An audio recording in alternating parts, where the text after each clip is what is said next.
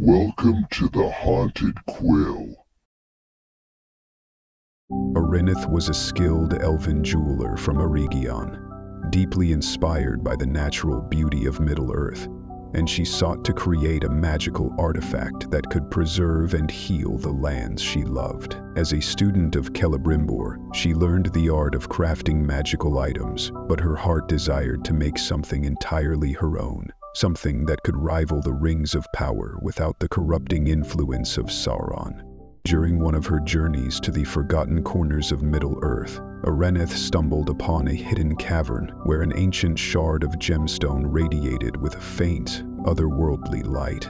Legend spoke of this shard as a fragment of a lost Silmaril, cursed by Morgoth in ages past and lost to the depths of the world after the War of Wrath. Arineth ignored the warnings of her kin about meddling with relics tied to the dark deeds of the past and secretly retrieved the shard, believing she could use its power for good. She worked tirelessly in her workshop, infusing the shard with her magic and pouring her essence into the crafting process, forging a ring of unparalleled beauty called Luinlórien.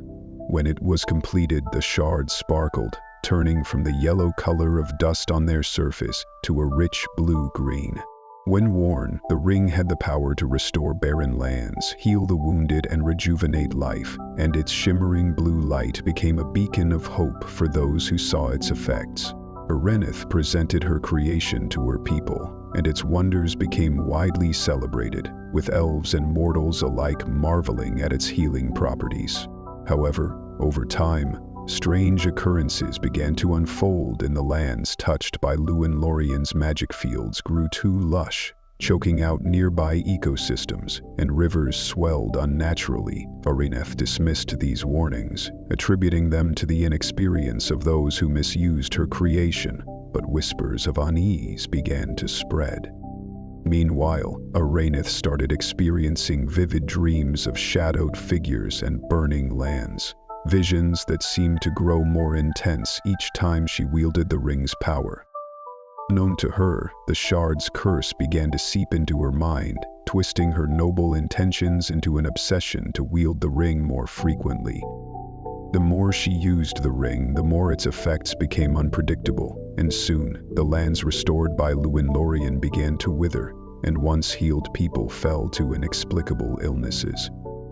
A council of elves convened to discuss the ring's growing danger, and Celebrimbor himself urged Arineth to destroy it. Recognizing the cursed influence, Arineth, unwilling to believe that her life's work could be tainted, refused and accused the council of jealousy and fear of her power.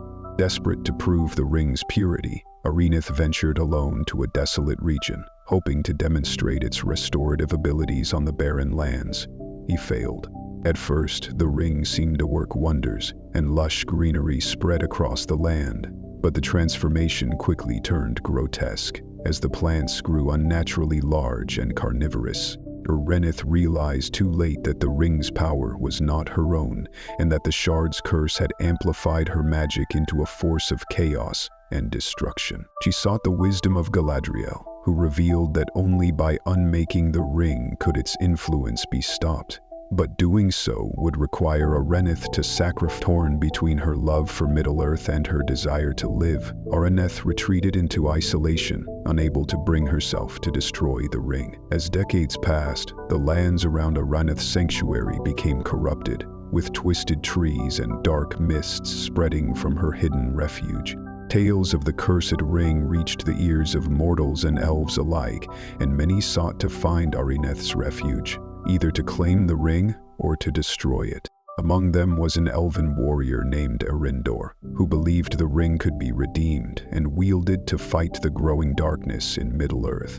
Arineth tracked Arineth to her sanctuary, but he was horrified to find her almost unrecognizable, her body weakened and her spirit fractured by the ring's curse. Arineth, realizing the danger she had unleashed, begged Eryndor to help her destroy the ring, but warned him of the immense sacrifice required. He said. Together they journeyed to Mount Doom, the only place with the power to unmake the ring, but they were pursued by creatures drawn to its dark aura. Along the way, Arineth recounted the dreams and visions that had haunted her, revealing glimpses of Morgoth's lingering will, seeking to use the ring as a vessel. Eryndor began to feel the ring's pull, and he struggled against the temptation to use it to defeat their enemies, a temptation Arineth had succumbed to before. In a final confrontation near the slopes of Mount Doom, the cursed magic of the ring summoned a shadowy apparition of Morgoth, intent on reclaiming the shard. Arineth and Eryndor fought desperately against the apparition, and in a moment of clarity, Arineth realized that only by embracing her full strength could she overpower the curse. Arineth placed the ring on her finger one last time, channeling its power to hold back the shadow while urging Eryndor to cast her and the ring into the fire.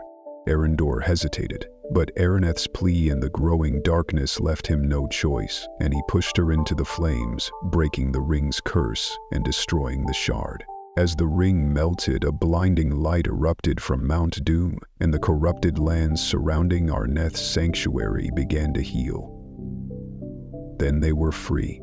To fight back, Eryndor mourned the loss of Arineth, vowing to remember her sacrifice and ensure her story was told as a warning against the dangers of unchecked ambition.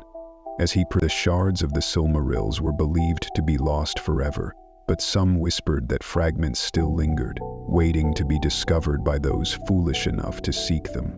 Eryndor returned to his people, bearing the tale of Arineth's courage and the tragic consequences of her creation, ensuring her name would not be forgotten.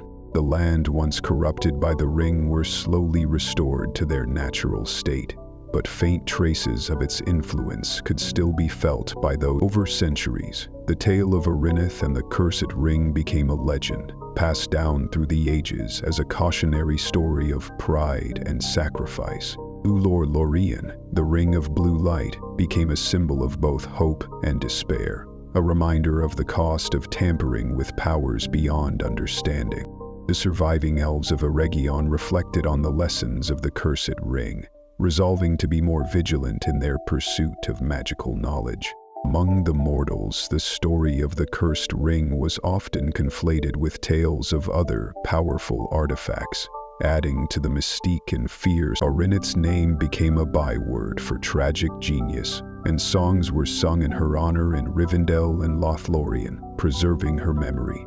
Galadriel, who had counseled Arineth, planted a tree in her honor in Caris Galadon, its blossoms glowing faintly blue in the moonlight. Eryndor lived out his days as a wanderer, guarding the borders of Middle-earth and warning others of the dangers that lay in forgotten ruins.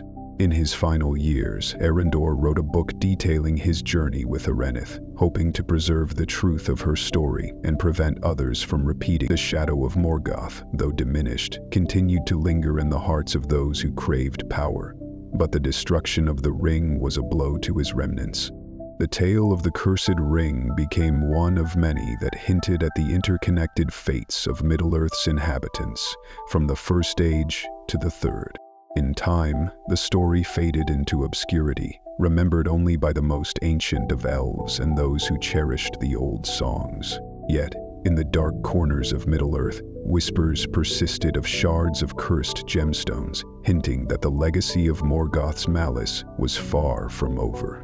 The story of Arineth and Luinlórien remained a testament to the duality of creation, how even the noblest intentions could lead to destruction.